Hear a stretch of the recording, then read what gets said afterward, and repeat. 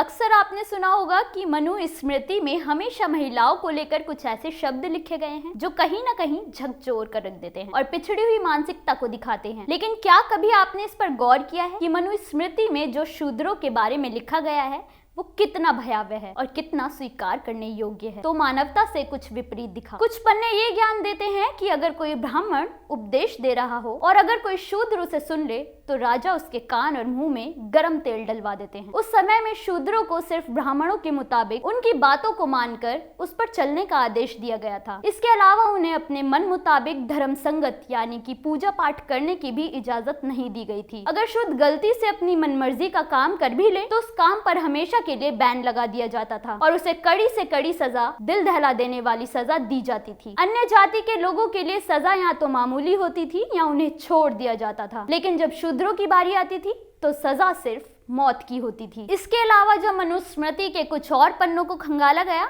तो एक और चीज गौर करने वाली दिखी। वो शब्द थे पूजहि विप्र सकल गुणहीना, शूद्र न पूजो वेद प्रवीणा, जिसको अगर हिंदी में समझा जाए तो उसका साफ मतलब ये है कि ब्राह्मण चाहे कितना भी व्यभिचारी क्यों ना हो, पूजा जाना चाहिए, क्योंकि ब्राह्मण दुनिया का देवता होता है, लेकिन नीची जाति का पढ़ा लिखा शूद्र पूजने योग्य नहीं माना जाता। मनुस्मृति के कुछ और भी पन्ने ऐसे हैं जो बहुत कुछ बताते हैं, जो उस समय के ब्राह्मणों की मानसिकता को बयां करते हैं। महिलाओं और शूद्रों को पढ़ने लिखने की इजाजत नहीं दी जाती थी। इसका कारण ये हो सकता है कि शायद ब्राह्मण जानते थे कि ज्ञान इंसान के जीवन की सबसे बड़ी ताकत है, इसलिए उन्होंने शूद्र और स्त्री को शिक्षा का अधिकार नहीं दिया।